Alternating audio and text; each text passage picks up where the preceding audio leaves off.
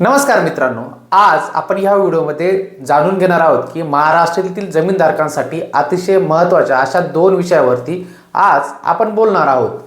एक म्हणजे तुकडाबंदी कायदा आणि दुसरे म्हणजे जमीन येणे म्हणजेच नॉन ॲग्रिकल्चर करण्याची जी काही प्रक्रिया आहे त्यामध्ये 2025 मध्ये या दोन्ही बाबतीत मोठे आणि लोकहिताचे बदल करण्यात आलेले आहेत। हे बदल समजून घेतले नाही तर भविष्यात जमीन व्यवहार करताना अडचण येऊ शकतात, म्हणून हा व्हिडिओ शेवटपर्यंत पहा। मित्रांनो, सर्वप्रथम आपण समजून घेऊया तुकडेबंदी कायदा म्हणजे नेमका काय आहे ते। हा कायदा शेतजमिनींचे खूप लहान लहान तुकडे होऊ नयेत आणि शेतीची उत्पादकता टिकून राहावी या उद्देशाने लागू करण्यात आलेला होता।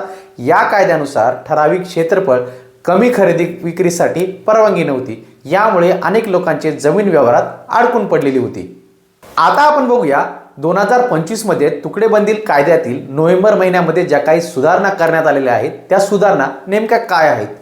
आता सरकारने या कायद्यात महत्त्वाचे बदल केलेले असून हे बदल समजून घेणं अत्यंत गरजेचं आहे। सर्वप्रथम जो बदल करण्यात आलेला आहे तो म्हणजे शहरी व नियोजित क्षेत्रासाठी तुकडेबंदी कायद्यामधील अटी ज्या आहेत त्या शिथिल करण्यात आलेल्या आहेत। नवीन सुधारणानुसार शहरी भाग, नगरपालिका, नगर परिषदा आणि नियोजित विकास क्षेत्रामधील तुकडेबंदी कायद्याचे बंधन आता शिथिल करण्यात आलेले असून म्हणजेच आता या भागामध्ये लहान भूखंडाची विभागणी विक्री कायदेशीररित्या करण्यात येणार आहे।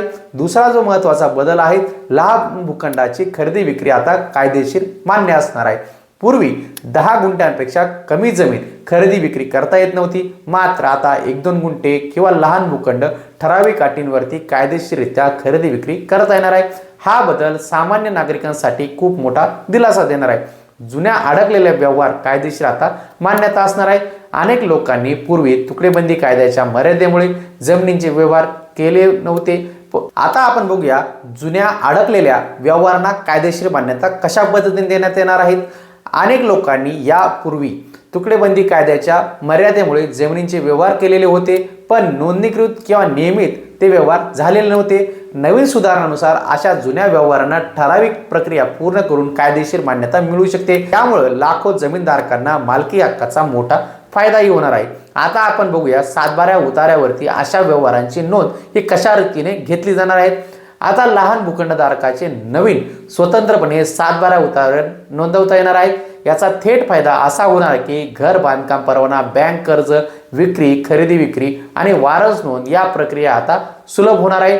आता आपण बघूया जो काही नवीन दुसरा एक मोठा बदल झालेला आहे तो जमीन येणेमध्ये झालेला आहे। तोही बदल आता आपण समजून घेऊया। जमीन येणे म्हणजे काय असतं ते। शेतीसाठी असलेली जमीन जेव्हा रहिवासी, व्यावसायिक किंवा औद्योगिक वापरासाठी वापरायची असते तेव्हा तिला नॉन ॲग्रिकल्चर येणे हे करावं लागतं। जमीन येणे प्रक्रियेमध्ये नोव्हेंबर 2025 पासून कोणता मोठा बदल झालेला आहे तोही आता आपण समजून घेऊया। येणे परवानगीची जुनी अट आता रद्द करण्यात आलेली आहे। हा बदल काय आहे तोही बघूया। सर्वात मोठा बदल म्हणजे पूर्वी लागणारी सनद किंवा स्वतंत्र येणे परवानगी आता रद्द करण्यात आलेली आहे। हा बदल सामान्य नागरिकांसाठी अतिशय महत्त्वाचा आहे। एक वेळ प्रीमियम भरून जमीन येणे आता ठराविक दराने एक वेगळा प्रीमियम भरला की जमीन आपोआप येणे वापरासाठी मान्य केली जाईल। यामुळे वेगवेगळ्या कार्यालयात फेऱ्या, उशिरा आणि अनावश्यक अडथळे मोठ्या प्रमाणात आता कमी होणार आहेत। आता आपण बघूया येण्याची ही नवीन प्रक्रिया नेमकी काय असणार आहे। ही प्रक्रिया जी आहे ती एकदम सोपी, वेळ आणि खर्च कमी करणारी आहे।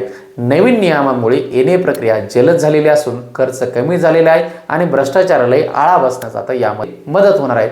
आता आपण बघूया या बदलांचा थेट फायदा कोणाला आणि कशा प्रकारे होणार आहे। या सर्व सुधारणांचा फायदा लहान भूखंडधारकांना, मध्यमवर्गीय घरं बांधणाऱ्यांना, शेतकरी जमीनधारकांना, प्लॉट खरेदी विक्री करणाऱ्यांना आणि रिअल इस्टेटमध्ये गुंतवणूक करू पाहणाऱ्यांना हा होणार आहे। आता तुकडेबंदी कायद्यातील सुधारणा आणि येणे प्रक्रियेतील सुलभीकरण हे दोन्ही बदल महाराष्ट्रातील जमीन व्यवहारासाठी क्रांतिकारक ठरणार आहेत। जर तुम्ही जमीन खरेदी विक्री किंवा घर बांधण्याचा विचार करत असाल तर ही माहिती असणे तुम्हाला अत्यावश्यक आहे। हा व्हिडिओ आपल्याला उपयुक्त वाटला असेल तर नक्कीच लाईक करा, चॅनल सबस्क्राईब करा आणि ही माहिती इतरांपर्यंत शेअर करा। तुम्हाला या विषयावरती जर अजून काही प्रश्न असतील तर कमेंट बॉक्समध्ये विचारा आणि या कायद्याची जर आपल्याला PDF हवी असेल तर आम्हाला इंस्टाग्रामवरती फॉलो करून तेथे आपण आम्हाला PDF असा मेसेज करा तुकडेबंदी कायद्यातील नवीन सुधारणाबाबत। आम्ही आपल्या ती जी काही डाउनलोड लिंक आहे PDFची ती पाठवू। भेटूया पुढील व्हिडिओमध्ये। धन्यवाद।